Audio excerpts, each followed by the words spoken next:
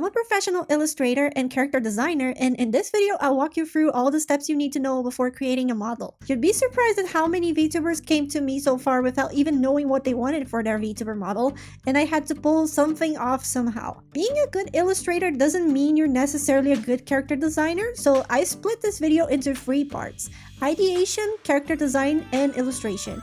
Timestamps will be in the description. You don't need to be an artist to do a good character ideation, and if you show your artist these steps, they're going to love you. Inform your artist before you start. What type of content do you want to make as a VTuber?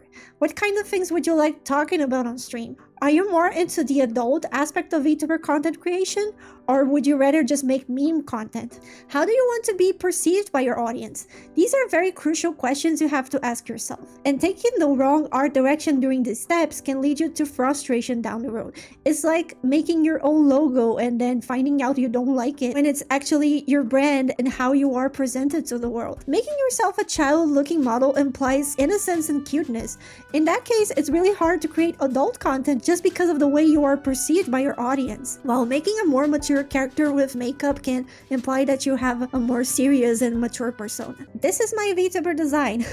I put flowers because my first contact with anime and manga style was through shoujo. I wear an armor because of my passion for JRPGs such as the Tales series, and I have a crown because my chat used to call me a queen, but I don't have any money, so I guess I'm a queen that claims her royalty somehow. Here are some of the questions you can ask yourself while making your VTuber model. What was remarkable for me in my first contact with blank? How do you want to be seen by others? How can you carry your community with you in your design? And how can you use your limitations to your advantage? You should make a mood board for your client to make sure you're on the same page if they come up to you with a vague idea and they don't have any visual reference to make things clear and back up their idea. Like, let's suppose your client asks you to create a futuristic dystopian design, but your idea of futuristic and dystopian is different from theirs. That can get you both in trouble down the line. So a mood board helps you make sure the communication is clear. If your client makes you a mood board, you don't want to be looking at it all the time during your design process, or you risk making a total copy of your reference. When designing a character, for some characters you want to choose an object to draw your concept from.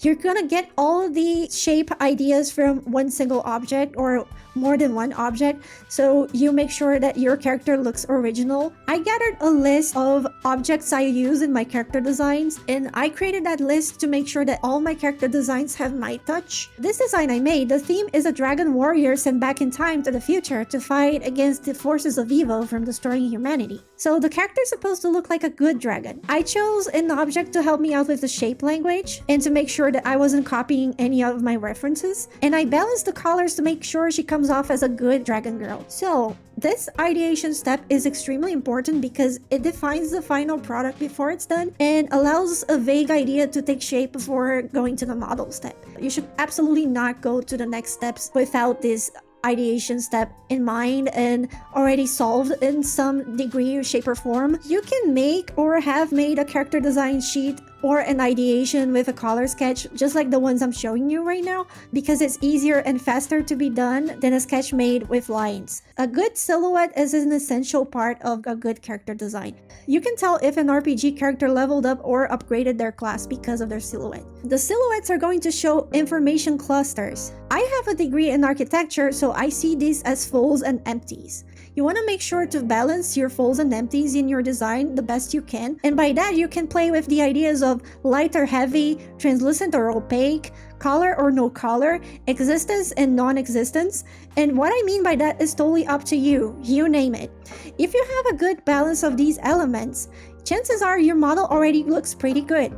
When I paint character silhouettes, I like using a translucent brush with gray in multiply mode. This allows me to come up with ideas for the clothes and accessories easier and without having to copy directly from my reference. I try to lay down the colors after this step, so it makes it easier for me to decide the colors of the final character without having to go through the detail phase. Your VTuber model is your brand, so make sure your VTuber model is you. If your personality is like a gremlin, try to think, what else reminds me of a gremlin? Maybe a dinosaur. Can I be a dinosaur VTuber without looking exactly like PIXIV? You absolutely can, and it's exciting to think about it. As a VTuber, you have unlimited possibilities. You only have one focal point in a piece, but that doesn't mean you have to direct all the attention of a character's design to one single point in your whole character. That can make your character look very empty in the other sides. Creating a point of interest isn't the same as creating a focal point.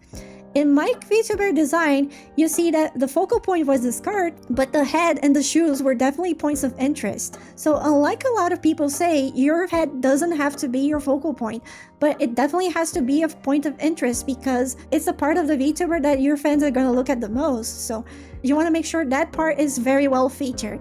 You have to be very careful about the amount of detail and the clarity of detail as well, not only the silhouette. Too much detail can be confusing to look at and to make fan art of. I just want to remind you that I do VTuber ideation and model commissions as well. My commission business always comes before my VTuber business and any other business I have, so I'll leave a link for my commission samples in the cards up there right now.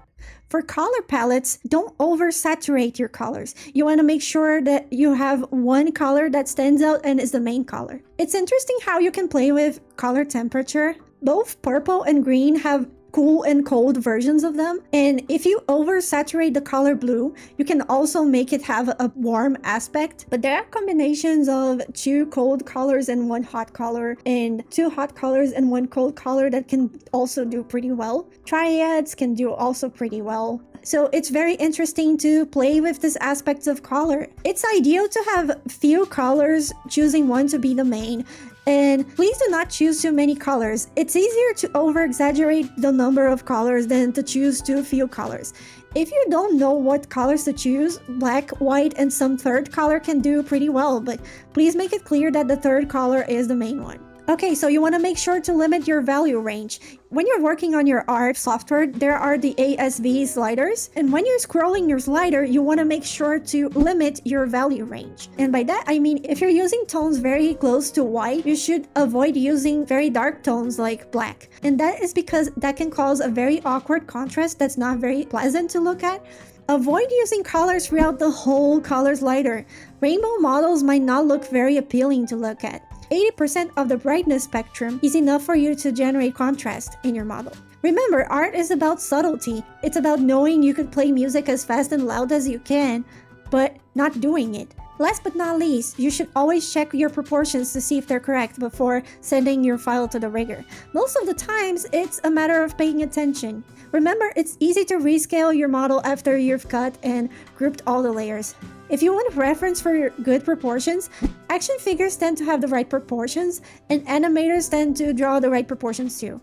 Having your model checked by other artists before it's rigged is very important too, so they will have a second eye on your work and tell you what you should improve before you send it to the rigger. Here in our studio, my rigger is also an artist, so if you order from us, rest assured your model won't have these flaws.